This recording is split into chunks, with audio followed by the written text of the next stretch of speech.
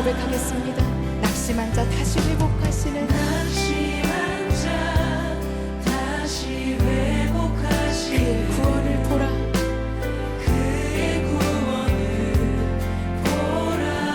묶인 자의 참된 자유 되시는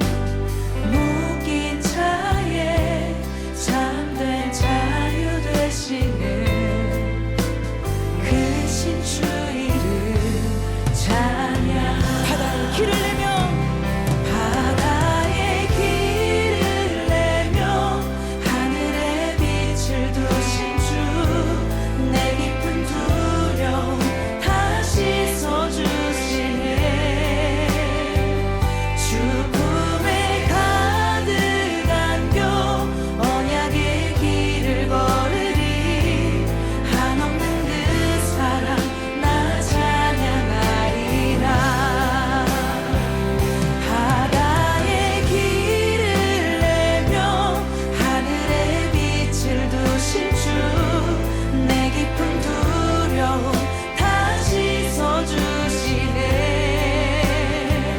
죽음에 가득 안겨 언약의 길을 걸으리. 한없는 그 사랑 나 찬양하리라.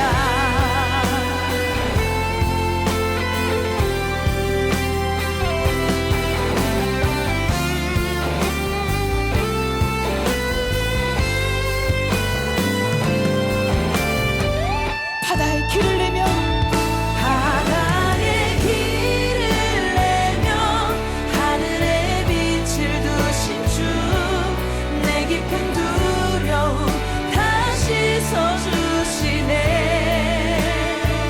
죽음에 가득 안겨 언약의 길을 걸으리.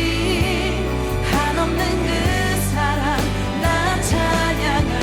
바다의 길을 내며 바다의 길을 내며 하늘에 빛을 두신 주, 내 깊은 두려움 다시 써주시네. 죽음에 가득 안겨 언약의 길을 걸으리. 한없는 그 사랑 나 찬양하리. 우리 목소리로 고백할까요? 바다의 길을 내며 바다의 길을 내며 하늘에 빛을 두신 주, 내 깊은 두려움 다시 써주시네. 죽음에 가득 안겨 죽음에 가득 안겨 언약의 길을 걸으리. 한없는 그 사랑 나 한없는 그 사랑 한없는 그 사랑 나 찬양하리. 한없는 그 사랑 한없는 그 사랑 나 찬양하리라.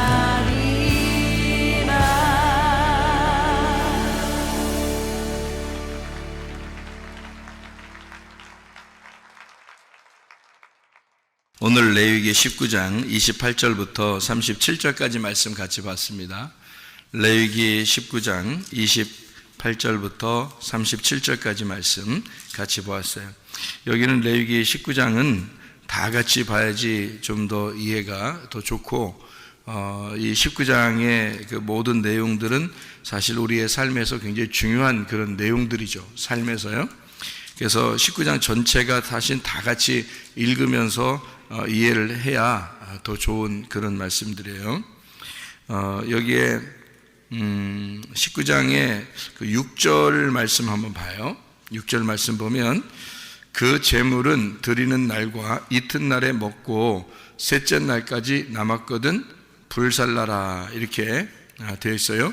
7절에 보니까 셋째 날에 조금이라도 먹으면 가증한 것이 되어 기쁘게 받으심이 되지 못하고 이렇게 되어 있습니다. 그것을 먹는 자는 여호와의 성물을 더럽힘으로 말미암아 죄를 담당하리니 그가 그의 백성 중에서 끊어지리라 이렇게 되어 있습니다. 여기 그 셋째 날 이런 얘기가 나오잖아요, 그죠? 그러면 여기를 이어서 뒤에 이렇게 쭉 보면 말이에요. 23절부터 한번 봐봐요. 23절부터 너희가 그 땅에 들어가 각종 과목을 심거든 그 열매는 아직 할례받지 못한 것으로 여기되 곧 3년 동안 너희는 그것을 할례받지 못한 것으로 여겨 먹지 말 것이요 라고 되어 있고요. 넷째 해에는 그 모든 과실이 거룩하니 여호와께 드려 찬송할 것이며 이렇게 되어 있고, 25절에 다섯째 해에는 그 열매를 먹을지니 그리하면 너희에게 그 소산이 풍성하리라. 나는 너희 하나님 여호와이니라. 이렇게 되어 있거든요. 이게 이제 셋째 날 또는 넷째 날, 다섯째 날, 또 셋째 해, 넷째 해, 다섯째 해 이렇게 구분해 놓는 그런 얘기들이 있는데, 그게 뭐를 의미하는 거냐면 셋째 날은 뭐 우리가 알듯이 뭐 부활 이렇게 생각을 하잖아요, 그죠? 부활. 그러니까 3일길을 가야 된다는 말이 셋째 날하고 3일길하고 부활 뭐 이런 연결이 되잖아요, 그죠? 그러면은 그 셋째 날에 왜 그걸 먹지 말라고 그럴까? 셋째 날? 왜 셋째 날에 부활인데 왜 그걸 먹지 말라고 그러죠? 좋은 건데. 부활은 죄가 건너갔다는 말이에요, 그죠? 부활이란 말은 죄가 건너갔다, 죽음이 넘어갔다는 말이에요. 그런데 그 셋째 날은 죽음이 넘어갔는데 왜 셋째 날은 너희들이 먹으면 안 되냐면 하나님만 건너갔기 때문에 그렇습니다. 하나님만 건너가신 날이에요. 그러니까 셋째라는 말은 무슨 의미를 나타낸다고요? 셋째라는 건 하늘을 의미한다 그랬잖아요. 하늘, 그죠? 그러니까 하늘을 의미하기 때문에 하나님의 거룩하심이란 말이에요. 하나님의 거룩하심. 그러면 사라고 하는 거는 넷째 날 혹은 넷째 해, 그는 왜 거룩하다 그러냐면 넷째 해, 넷째 날, 넷째 해 이렇게 하는 것은 왜 그러냐면요, 우리의 거룩함을 말하는 거예요. 우리의 거룩함. 그래서 땅의 거룩함, 땅의 복음. 그래서 사라고 이렇게 말하는 거예요. 사. 그러니까 삼은 하늘의 거룩함이고 사는 땅의 거룩함이란 말이에요. 그러니까 이것이 합쳐지면 예수님이 나오는 거예요. 그러니까 7 이렇게 나오는 거예요. 그러니까 성경은 숫자로 다 이루어졌다 그랬잖아요. 그러니까 숫자가 그냥 막 세워진 게 아니란 말이에요. 창조도 며칠 날 동안 창조해요? 7일 동안 그렇게 완성을 한단 말이에요. 7이 완성이라는 거죠. 그러니까 그리고 요한계시록에서도 7인, 7나팔, 7재앙 이렇게 나오잖아요. 다. 그리고 또 천사도 7천사, 그죠? 그렇게 나오고요. 그러니까 7 그 등잔도 7 등잔 이렇게 나오고요. 성경에. 그리고 예수님을 7 영을 가지신 분 이렇게 나오잖아요. 그러니까 예수님. 그러니까 이게 다 7이라고 하는 숫자는 예수님을 말해요. 그러니까 하늘과 땅이 합쳐졌다 이 말이에요. 하늘과 땅이 합쳐졌다. 그거는 꼭 우리는 그렇게 생각 안 할 거예요. 그러면 뭐 할 수 없지 마음대로 하는 건데, 하늘은 3이라는 숫자고 땅은 4라는 숫자. 이걸 이제 이런 어떤 규칙을 잘 적용을 안 하면은 여기다가 그러면은 이거는 영원히 안 풀리는 거죠. 여기 레위기 19장 내용들은 영원히 안 풀리는 거예요. 이걸 모르면. 그러니까 그렇게 숫자 이상하다 이렇게 할 필요가 없어요. 숫자는 성경에서만 그렇게 해석을 하는 게 아니고 그 모든 그 중동 지역에 그 원래부터 내려오던 그 해석이었어요. 숫자의 해석이. 그래서 그거를 적용을 하는 거였거든요. 이거를. 그래서 셋째 날 그래서 성경도 그런 그 문화를 그대로 적용해서 이렇게 하는 거예요. 쓰는 거예요. 이게 사람에게 맞게. 하나님도 사람에게 주는 말씀들이니까. 그래서 셋째 날 또는 셋째 해, 그거는 하늘의 거룩함이다 이렇게 보는 거고요. 넷째 해, 그래서 그 넷째 날은, 넷째 해나 넷째 날은요 모든 과실이 거룩하고 여호와께 찬송할 것이다 라고 해서 이게 땅의 거룩함 이렇게 볼 수가 있는 겁니다. 그리고 난 다음에 이제 다섯째 해가 됐다. 다섯째 해가 되면 그때는 먹어라 이렇게 되는 거예요. 다섯째 해는 왜 또 먹으라 그러냐면 다섯째 해가 손가락 펴봐요. 손가락이 몇 개예요? 손가락이 5개잖아요. 5개면 뭔가 좀 마음에 안심이 되죠. 그러니까 안심 스테이크 먹는 거예요. 이렇게.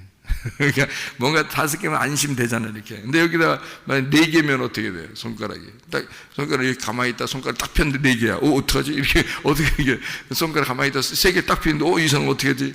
이러면 안 되잖아요. 그러니까 4개도 안 되고 셋도 안 되는 거예요. 이게 손가락 가만히 있다가 손가락을 딱 폈더 박수 치려고 손가락을 딱 폈더니 5개씩이야. 5개. 그래. 5개는 박수 칠만 하잖아요. 그죠? 박수 치는 게 좋다. 박수 치는. 그래서 이게 5이라고 하는 건 안식을 말하는 겁니다. 안식. 그러니까 우리가 이제 모든 것을 완성했다 할 때는 7이에요. 7. 그러니까 안식한다는 것도 그래서 안식일의 주인이다는 게 예수님이 안식일이 7일이잖아요. 그러니까 7이 완성이라는 단어거든요. 7은 완성이라는 단어이기 때문에 그거는 완전하다, 다 이루었다, 안식. 그래서 안식인 거예요. 그 7이라는 안식은. 근데 5라는 거는 우리 발가락도 손가락도 다 5개씩 하나님이 만들어 놓으셨는데 그게 이제 또 안식을 말하는 거예요. 왜 그러냐면 이게 이제 우리들의 안식인데요. 무슨 안식이냐면 하나님이 우리에게 먹여주시는 안식 있잖아요. 먹여주시는 안식. 그러니까 요한복음 6장에 보면 5,000명을 먹이시잖아요. 보리떡 5개로. 그리고 50명씩 앉으라고 그래요. 그러니까 다 5라는 숫자예요. 그게. 그러니까 50명씩 앉아서 5개의 보리떡으로 5,000명을 먹이는 거예요. 다른 사람 숫자도 있었을 거 아니에요. 뭐 여자애들도 있었고 뭐 어린아이들도 있었고 그랬을 거 아닙니까? 근데 그런 숫자는 안 집어넣는 거예요. 남자들만 5,000명 이렇게 써놓는 거예요. 그러니까 일부러 그 숫자를 정해놓느라고 하는 거지 뭐 5,001명인지 5,002명인지 누가 알아요. 그때 한 명씩 누가 세서 다 적어놓은 것도 아니고 그러니까 그냥 딱 봐서 5,000명 남자 5,000명 이렇게 써놓은 거예요. 왜 그렇게 말하냐면 그게 성경에 숫자를 정해놓기 때문에 그런 거지. 물론 이제 5,000명이었겠지. 뭐 척 봐도 그냥 하나 둘 셋 이렇게 딱 눈으로 척 봐서 이렇게 적어놓고 이렇게 숫자를 세도 5,000명이겠지. 물론 그렇지. 성경은 정확해야 되니까 그렇겠지. 그렇지만 성경의 그 어떤 숫자는 사람들 진짜 숫자가 몇 명인지 몰라도 그렇게 써놓으면 되는 거예요. 왜냐하면 이게 5라는 숫자이기 때문에 그렇습니다. 여러분 희년이라는 거 아시죠? 희년. 안식년이 7번 지나면 50년째가 되거든요. 안식년이 7년인데 그 7년이 7번이 지나면 49년이고요. 49년 다음 해가 이제 50년이에요. 그리고 오순절이라는 게 알죠? 오순절. 이 오순절이라는 게 또 50이에요. 그게 오순절이라는 게 그게 어떻게 하면 7일 안식일 7일에 7번이 지난 그 다음이에요. 그러면 이제 그게 오순절이 되는 거거든요. 그러니까 49 다음 50 이게 50이고요. 그 다음에 7이 완성을 해서 그 다음에 7년이 완성된 7번이 지나잖아요. 그리고 그 다음이 50년이 돼요. 그래서 이걸 희년이라 그래요. 그러니까 50년째 이걸 희년이라 그렇게 말해요. 그러니까 오순절은 이제 50일이 지나서 오순절이라 그러고요. 절기로 따져서 이제 초실절, 그러니까 6월절, 초실절, 이제 6월절, 무교절, 초실절 이렇게 있잖아요. 그 초실절 거기서부터 오순절까지 50일이 이제 지나는 거예요. 그럼 오순절이라는 그 절기를 말하는 건데요. 그래서 오순절 그러는 거예요. 왜 하필 오순절날 성령 충만이 임한 줄 아시겠어요? 오순절날. 그래서 사람들에게 오순절날에 성령 충만이 임해야 우리들의 마음에 하나님의 안식을 주는 거예요. 그래서 오순절날은 하나님의 성령이 들어와서 우리에게 안식을 주는 날, 그걸 오순절이라 그러는 거예요. 괜히 오순절날 성령 충만이 임하는 게 아니에요. 성경에 정해져 있기 때문에 그런 겁니다. 다른 날 올 수가 없어요. 성령 충만이라는 게. 예수님이 부활 승천하시고요. 그리고 10일 동안 10일 그러니까 예루살렘에 머물러 제자들이 10일이 지난 다음에 40일 예수님이 부활하시고 난 다음에 40일이 지났어요. 그리고 부활 승천했어요. 예수님이 부활하고서 40일이 지나서 승천해요. 그리고 10일이 지나서 오순절에 성령 충만이 임하는 겁니다. 그러니까 이거는 정해진 사인이에요, 성경에. 그럼 그만큼 이제 5라는 숫자가 우리에게 주는 의미가 굉장히 성경에는 있는 거예요. 우리의 손가락을 봐도 그렇고 발가락을 봐도 그런 거예요. 그걸 보면서 늘 느끼라는 거지. 이 두 개가 합하면 10개잖아요. 이게 10개, 5개 합하면 10개이기 때문에 이걸 열 말씀이라고 그러는 거예요. 10개 언약, 열 말씀. 그래서 5째 해에 열매를 먹어라. 너희들이 예수님 안에서 안식하게 된다, 그 말이에요. 그래서 안식 안에서, 그러니까 편안하게 먹어야 되잖아, 사람이. 급하게 먹는 게 아니잖아요. 그래서 5째 해에 먹으라 그렇게 써놓은 거예요. 그러니까 너희가 안식하면서 먹는다, 이렇게. 주님 안에서 안식이 와야 우리가 먹을 수 있는 거예요. 그러니까 먹을 게 꼭 있는 겁니다. 성령의 열매라는 그 먹을 게 있잖아요. 그게 오순절, 그때 성령 충만이 임해야지 우리가 성령의 열매를 먹을 수 있는 거예요. 그래서 오순절날 성령 충만이 임하는 거예요. 성령의 열매를 먹어야 되니까. 그래서 그렇게 열매 먹는 그 날을 5째 해, 이렇게 25절에 써놨고요. 레위기 19장 25절이요. 그러니까 이 땅에 있는 세상에 있는 태양을, 그게 신이 아니니까. 사람들은 옛날에 그 수도승들이나 이런 사람들은 어떻게 머리를 어떻게 하면 머리카락을 둥글게 딱 깎아가지고 이 가운데를 머리만 이 가운데만 남겨놓고 둥글게 깎아놨어요. 아니면 이제 이렇게 둥글게 가운데를 깎아놓고. 그래서 왜 그러냐면 이게 태양을 숭배하기 때문에 그랬어요. 이 머리를 태양으로 여기서 그렇게 말한 건데, 그거 하지 마라 그거죠. 수염은 권위를 말하는 거거든요.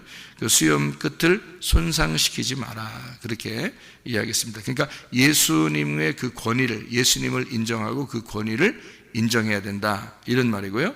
28절에 죽은 자 때문에 문신하지 말라 그렇게 되어 있습니다. 이게 왜 죽은 자 때문에 문신하지 말라 이게 되어 있냐면요, 이게 죽은 자들의 행위이기 때문에 그렇습니다.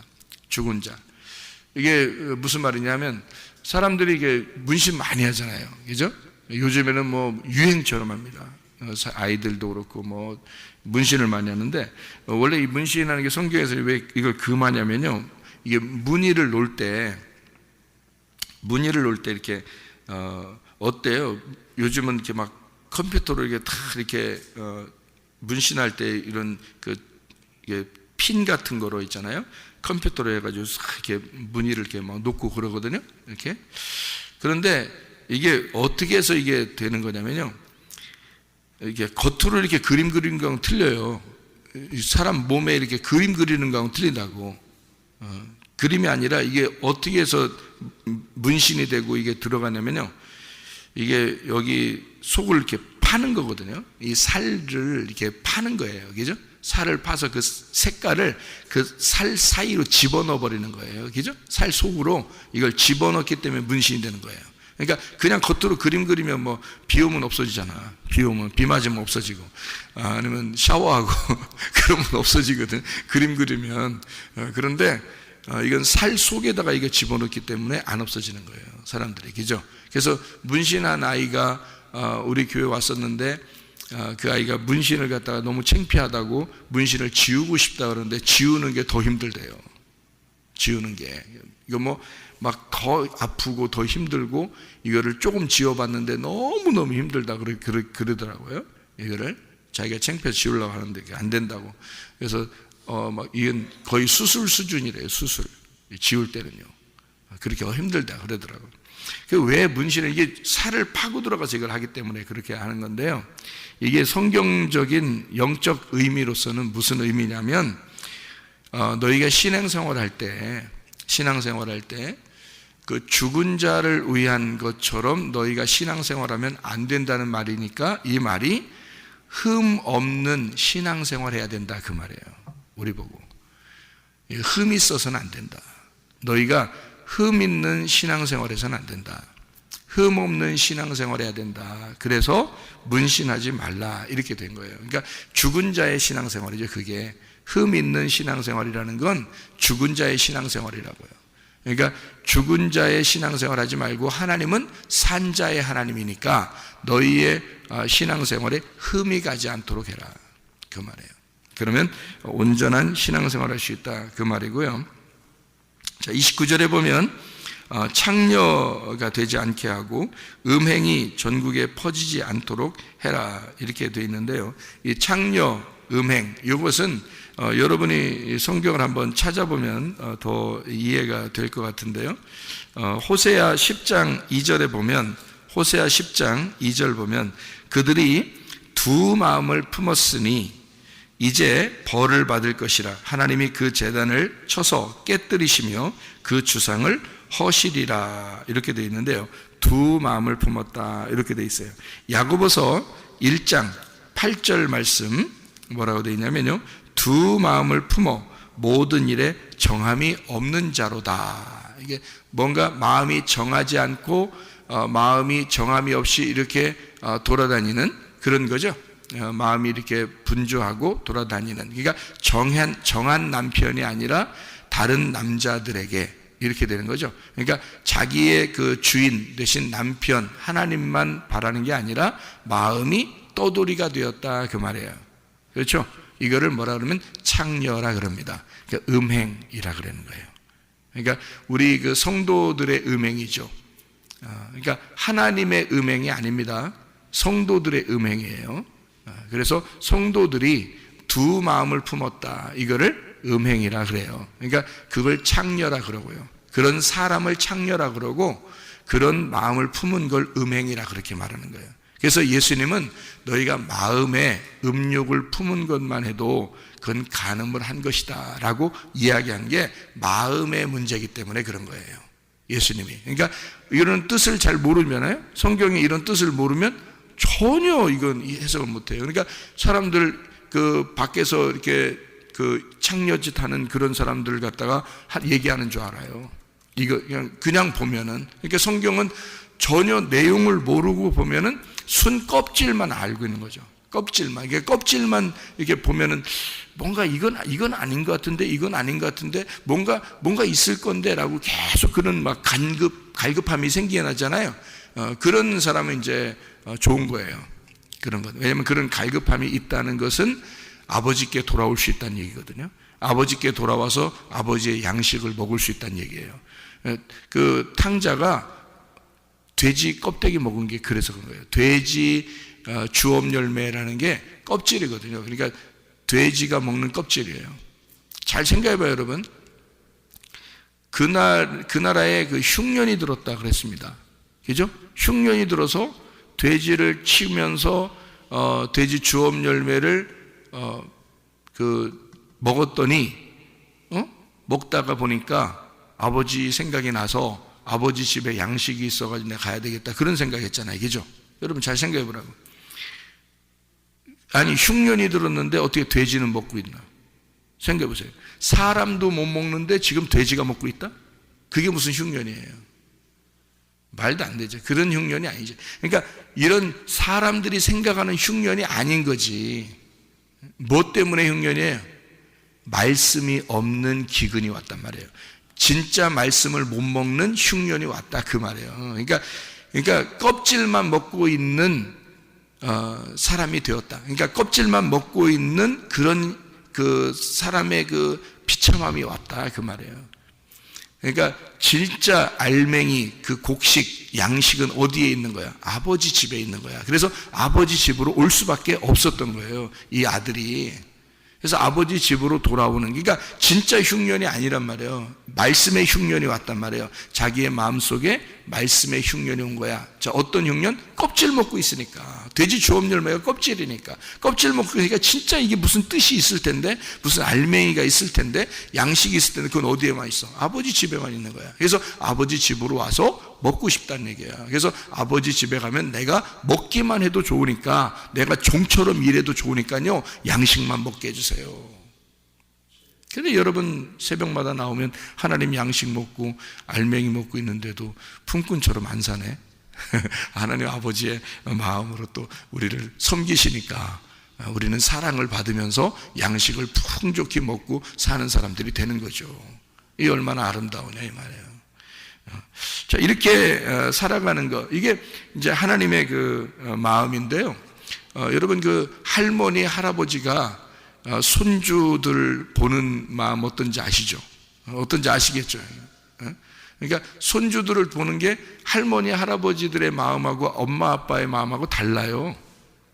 그러니까 손주들을 볼 때 할머니, 할아버지는 무조건이야. 무조건이야. 이렇게 되는 거예요. 그러니까 할머니, 할아버지들은 무조건이야. 그러니까 엄마, 아빠는 뭐 그냥 좀 이렇게 조건을 내세우죠. 너 이렇게 하면 이렇게 해주고, 너 이렇게 하면 이렇게 해주고. 근데 할머니, 할아버지는 그런 게 없어. 이렇게 하면 이렇게 해주고 그런 게 아니야. 그냥 무조건이야. 그게 누구 마음이겠어요? 하나님 할배의 마음이요. 하나님 할매의 마음이고, 그게. 그러니까 성경에 하나님 아버지라고 하지 말고 차라리 하나님 할머니, 하나님 할아버지 이랬으면 더 이해가 잘 됐을 수도 있어요, 이게 성경이. 예. 근데 이게 성경 하나님 아버지 그러니까 이게 성경 그렇게 쓸 수밖에 없으니까 그렇게 썼겠지만 그 아버지의 아버지, 그 어머니의 어머니가 또 할머니, 할머니고 아버지의 아버지가 할아버지니까 그냥 그렇게 안 써서 그런 거지만 그냥 위에가 아버지고, 그러니까 그냥 조상 이렇게 볼 수도 있는 거니까 그 조상이, 자, 할아버지, 할머니가 자녀들을 사랑한다? 이거는 절대적이죠. 절대적인 사랑입니다. 예. 그러니까 자기 자녀, 손주들에게, 자기 자녀들한테도 누가 잘해주면은 막 기분 좋잖아요. 그죠? 행복하다고요. 그리고 막 그 사람에게 어떻게 보답을 할까 이런 생각하죠. 할머니, 할아버지들이 생각할 때는 더 크단 말이에요. 그게. 그죠? 더 크겠죠. 그게 누구의 마음이겠냐고? 하나님 아버지의 마음입니다. 다시 말하면 하나님 아버지의 사랑은 우리에게 절대적이라는 거죠.